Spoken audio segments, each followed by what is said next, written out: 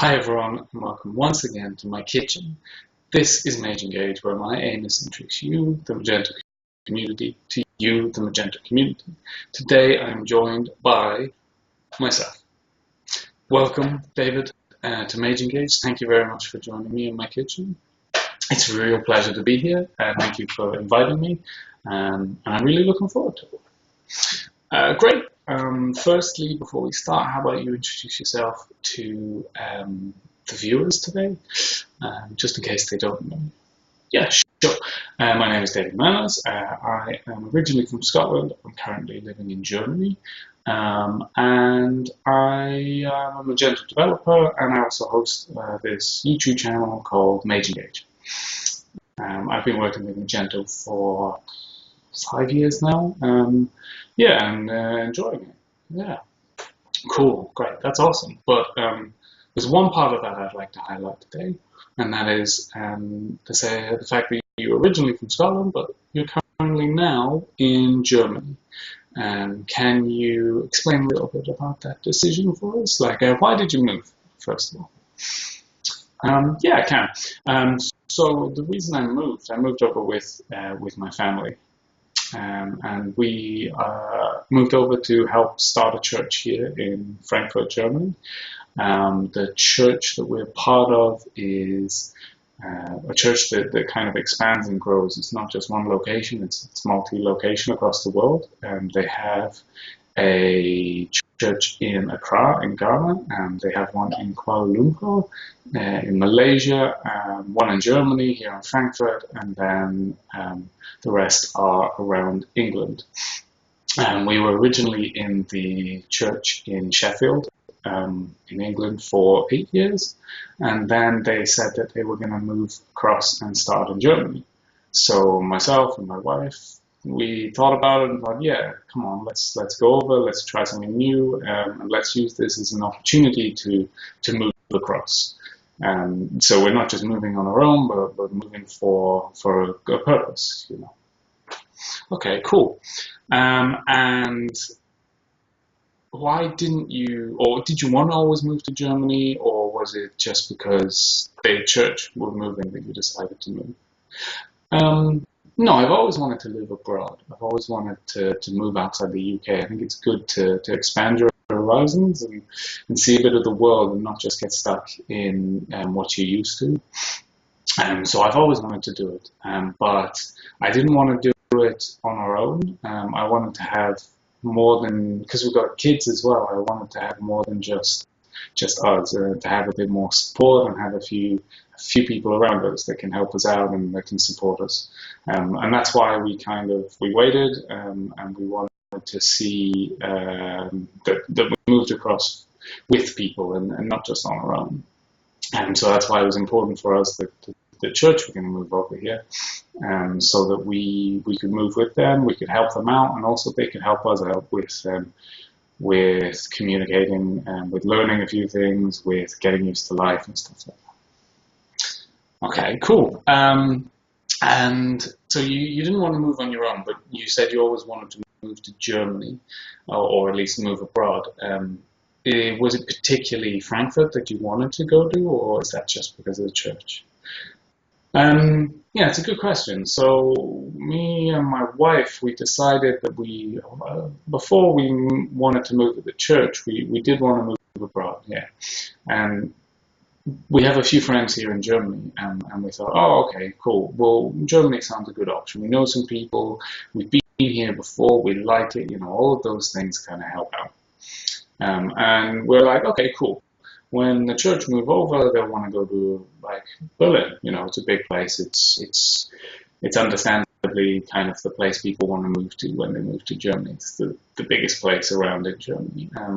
So we're like, cool, okay, Berlin. We can get used to that. It'll be good, I think.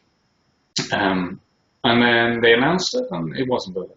It was Frankfurt. And we'd been through Frankfurt Airport once. We'd flown through there to get to Greece, I think it was. But we really had no idea about Frankfurt. And so they were like, yeah, we're going to Frankfurt. And we're like, okay, yeah, let's do that then. Let's go to Frankfurt. It was a bit of a shock luck, like I said, we were thinking, oh, it'll be Berlin, definitely. But yeah, we kind of moved across. We've been here 5 years now, and we're really enjoying it over here. Our second son was born here, and so it's kind of we're getting used to it. It's home now. At first, it felt very awkward, very different, but that's part of the enjoyment of moving abroad and trying something new. It's that it's not the same; it is different. That's why people do it.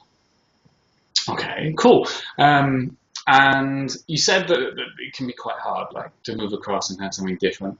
Um, can you think of like one or maybe two things that were very much different between the UK and Germany?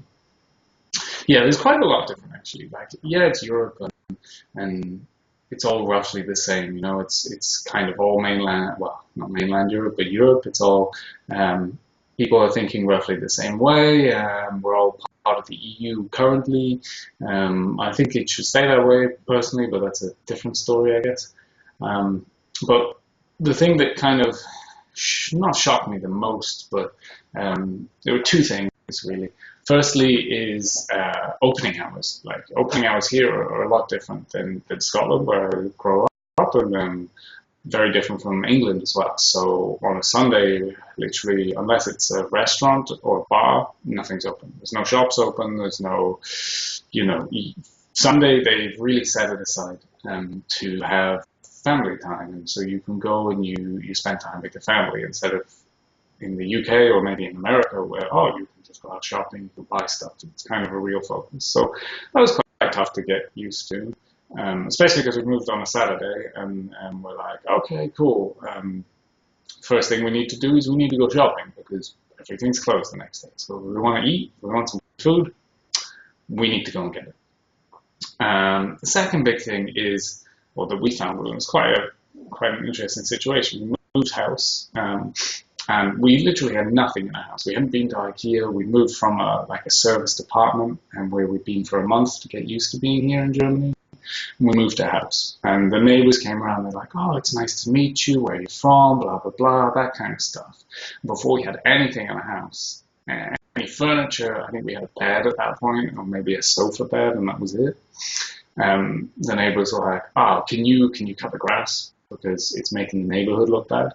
Now this could be just an oddity of where we moved to. It could literally just be where something local to where we moved, but it just felt really weird. I'm like, you've been in our house, we have nothing. We literally moved in, and they're like, can you do the garden, please? Because it looks a bit bad. No one's been in this house for a couple of months, and the grass is really long. And I'm like, okay, that's great, but I would kind of like to settle in first, and then maybe do the garden.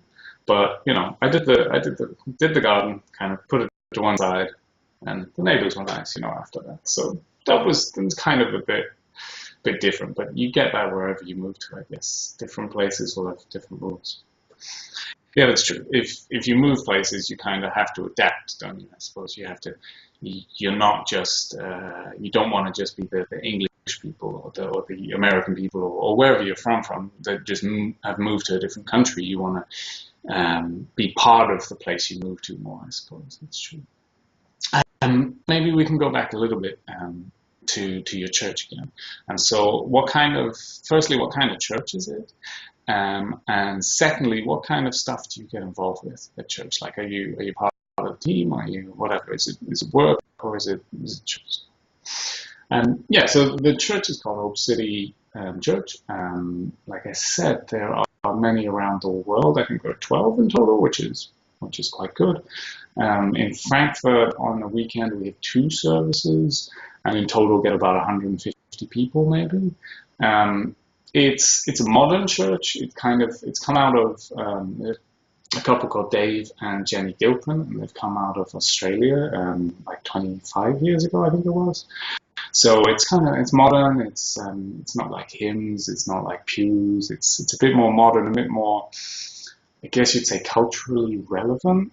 Some people might be a bit put off with it because it's not traditional, but I like it. I like the fact it's a bit more, say, Holy Spirit led, a bit more kind of worship, and also a lot happier. it's a lot more positive in life, and helps you to also have a positive outlook on life, I suppose. That's why I like it. It's kind of helps me through stuff. It helps me stay positive. It helps me grow a bit, and yeah, I enjoy. As with what I do, I used to do sound and lights when I was a student, and so I started doing that in church in Sheffield, and picked it up. Well, actually, I started beforehand because my dad used to do it, and so I spent a lot of time with him.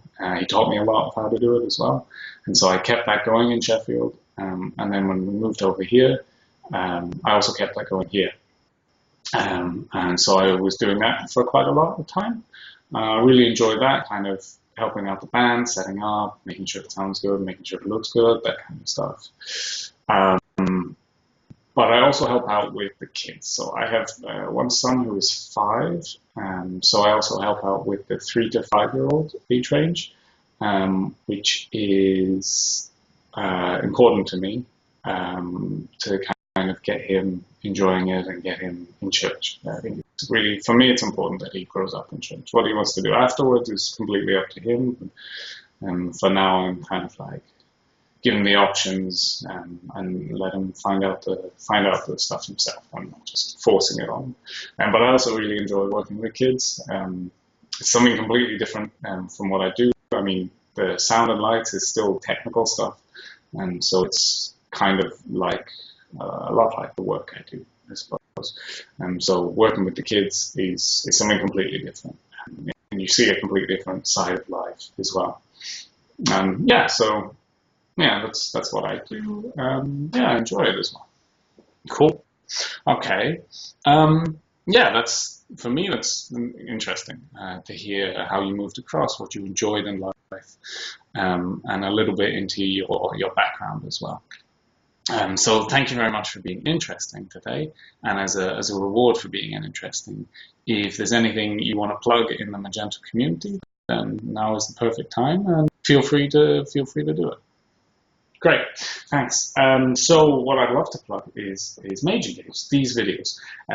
These videos are, for me, are a real passion. Like maybe it's just because I'm nosy and I like to find out about people, that I started this, but I really think it's important for us to not just know people for their Magento experience, to not just know people because they're big on Twitter or whatever, but also to find a little bit about what makes them tick. I mean, it doesn't have to be the nitty gritty details, like what they had for lunch, or I don't want to know people's bank details. That would be cool, but I don't want to do it. So for me, it's kind of a big, kind of just a big thing to find out about people. And so I started this and thinking, I'm interested. I see all these people on Twitter, but I'd like to know a little bit more about them. I guess you call me nosy, but I think it's quite fun to find out about people, and it's fun to see what makes people tick as well, and helps you get to know them a bit more. Great. So thank you very much for joining me, David. It's been a good episode. I've enjoyed it. I hope everyone else has enjoyed it. And thank you for watching, and tune in next time for another Magento. Bye.